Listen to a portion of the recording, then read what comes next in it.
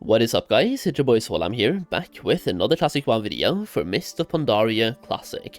Now today I want to talk a little bit about what I personally really like about the Mists of Pandaria expansion, based on, first of all, just thinking back to how I played the game back then, but also having played on various servers up until now, and just things that I personally really like about the Mists of Pandaria expansion, features it brings to the game, the raids it brings, and I just want to hear your thoughts on this as well. What do you personally either like about Mists of Pandaria, if you have played it, or what are you looking forward to if you haven't played it? Let me know in the comments down below, and with that being said, let's get right into it.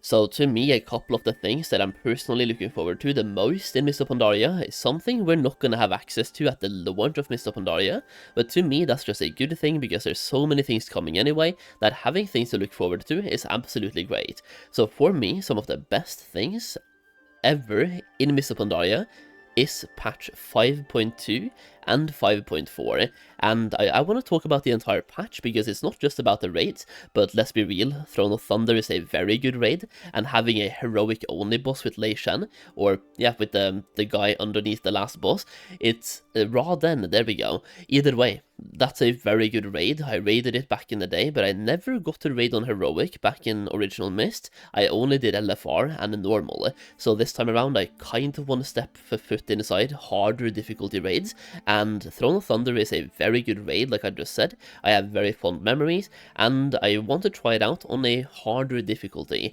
To me, it's just a very well designed raid. It has bosses with mounts. You can literally get 2 mounts, I think, inside Throne of Thunder, and it has a very vast diversity of bosses as well.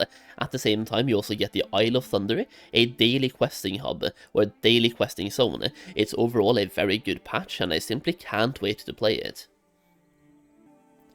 And likewise, we also have Siege of Oramar coming out, which is patch 5.4, and that's probably going to be the last phase of Mists of Pandaria Classic, depending on their phasing system, but it's very likely going to be the last phase.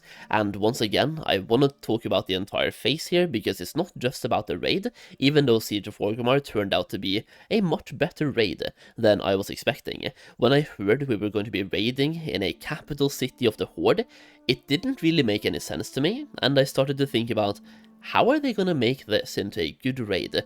But in my opinion, they absolutely smashed it, and it's a very good raid. And once again, a very diverse raid. You start out kind of like not even in Orgrimmar at all.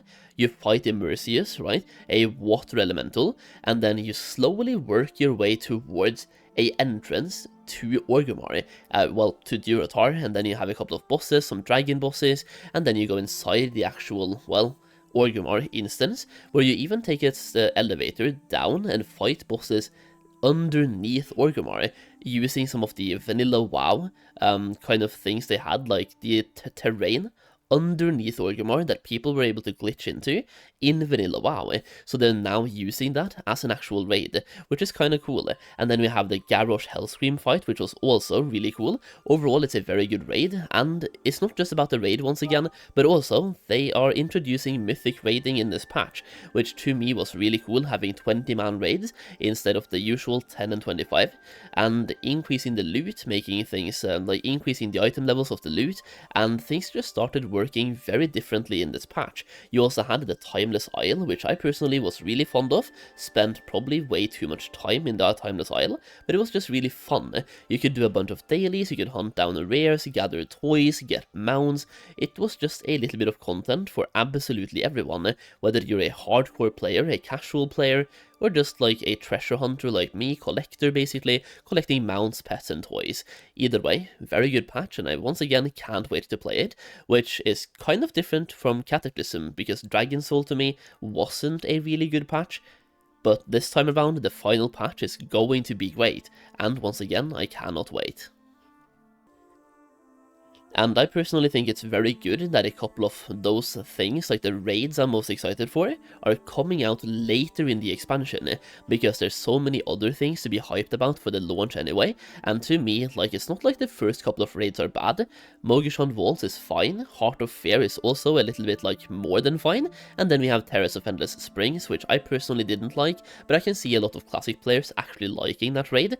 It's the same thing with the Argent Tournament Grounds, which was like a quick couple of bosses raid, no trash. The same thing in Terrace as well. You have, I think it's 4 bosses, right? In Terrace, 3 or 4, either way. There's no trash, you go in, smack some bosses. The only thing to me is that it's such a short raid. I prefer raids that are 7, 8, 9 or 10 bosses. The more bosses the better. Next up then, I personally cannot talk about Mists of Pandaria without covering the Tillers faction, the half-hill location, and the Valley of the Four Winds. For me, this just gives me major Stardew Valley vibes. So over here you basically have your own farm, which I'm just going to talk about real fast. You can plant certain seeds on your farm and get various materials like cooking materials, cloth, herbs, mining ores. Like for example, these ones that I planted over here. They give me ghost iron ore and trillium ore as well at the same time. So you can literally harvest ore on your farm, even if you don't have mining, which just allows you to farm, even if you don't have farming professions, which is kind of cool. You also start out with a smaller farm and expand it over time, so you feel like you are working towards a goal. If your goal is to unlock the entire farm, well, you'll be working towards that, right? You will be gathering reputation, doing dailies, just increasing your reputation with Farmer Yun, and also with the tillers as well, to get as much rep as you can. And then you can also buy certain items to make your farm more efficient, like this thing right here, that will basically water all of this at the same time, and this one which will repel pests on all of them at the same time, instead of doing it one by one. So you can slowly increase the efficiency of your farm and upgrade your farm as well. Once again, just gives you a goal to work towards, no matter what kind of player you are. If you're a casual player, hardcore player, doesn't matter. It's another system in the game that you can interact with.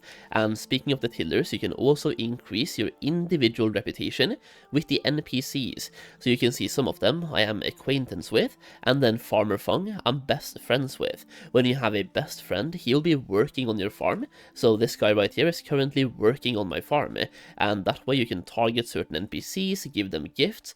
Literally, Stardew Valley, you are giving NPCs gifts to increase your reputation with them, and to me that's just really cool. But once again, it's not something you have to interact with, like the Tillers system. You can ignore this completely and just do raids, and you are fine. But for the people that are like me, that think this is like cool and cute, well, here we go. It's another thing you can do in the expansion.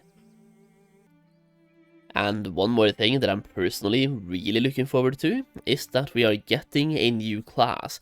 I mean, it's only been 2 expansions since the last time we got a new class, like DK's in Wrath of the Lich King, but to me, it's about time we get another one, and Monk is one of my favorite classes to play. Even to this day in retail, Monk is my main class in retail.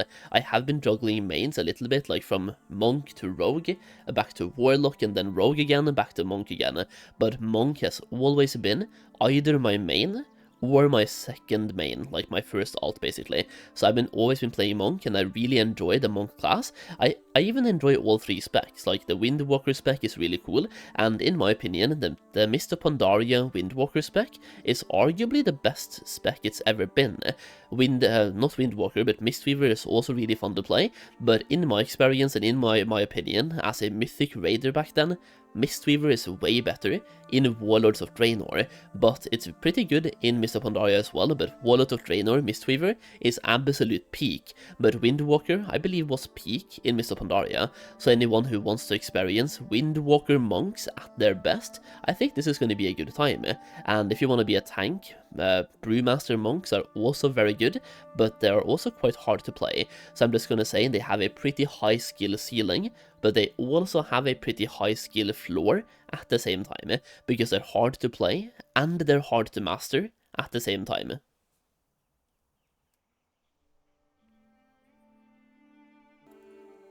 And I might be in the minority here, but I'm actually looking forward to pet battles as well, and I am a little bit like skeptical about how pet battles will work in Mists of Pandaria Classic, and if they will even like put it in or make it work the same way, because we have gotten quite a few new battle pets in Classic WoW, or companions I should say, that we didn't really have in the past. So the question here is, are they going to update those battle companions into battle pets and just give us the regular battle pet system, Or are they going to scrap the battle pet system? Or are those brand new pets just going to stay as regular companions and not become battle pets?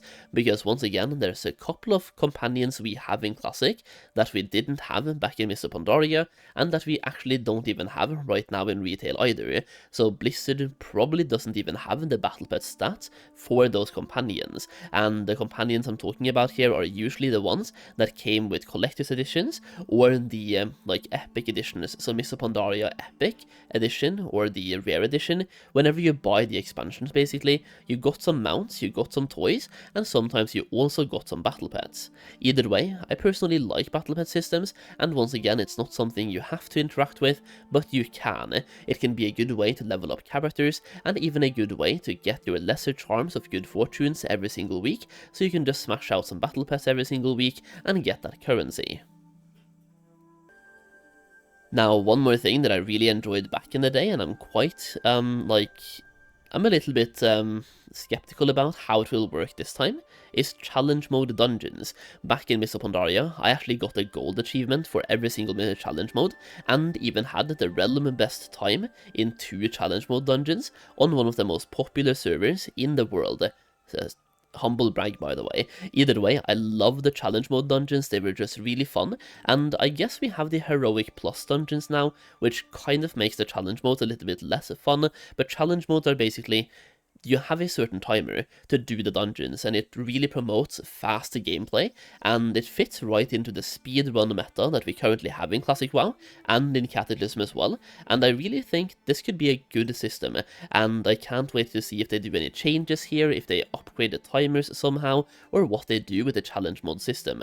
I just really hope that we get the challenge mode system, because there's a small part of me that think that maybe they just scrap the challenge mode system, since we now have heroic plus dungeons. But I really hope challenge modes are there, because I personally really enjoyed them, and I guess that's some of the features that I personally really enjoyed about Mists of Pandaria. So let me know what you really enjoyed about Mists of Pandaria in the comments, and if you haven't played Mists of Pandaria, then let me know what you are looking forward to and what you are excited about in the comments. And as we are getting towards the end of the video, I just want to remind you guys that I do have a gold making guide for Mists of Pandaria now, so if you want to make more gold in Mists of Pandaria Classic, check it out, the link is down below in the video description. It is currently 85 pages, and if I update the guide, you will get those updates sent to you for free as well, giving you more content. Now, when you buy the guide, you also, at the moment, get the Cataclysm guide in the same purchase, effectively giving you 2 guides for the price of 1, and that way you can use the Cataclysm guide right now to make gold before Mists of Pandaria comes out, and use the Mists of Pandaria one to make gold in Mists of Pandaria. You also get access to a gold making Discord community where I give you guys early access to content and exclusive content as well. Even right now, before Mists of Pandaria comes out, there's already 2 videos made that are exclusive to the guide that you will get access to in that Discord server. So you get 2 guides for the price of 1, you get early access to content, and you even get exclusive content as well. And once again, the link to the guide is down below. Either way, I would love to hear your feedback on this, so once again, let me know your thoughts in the comments. If you enjoyed the video, leave a like, and thank you for watching. I will see you again in the next video very soon.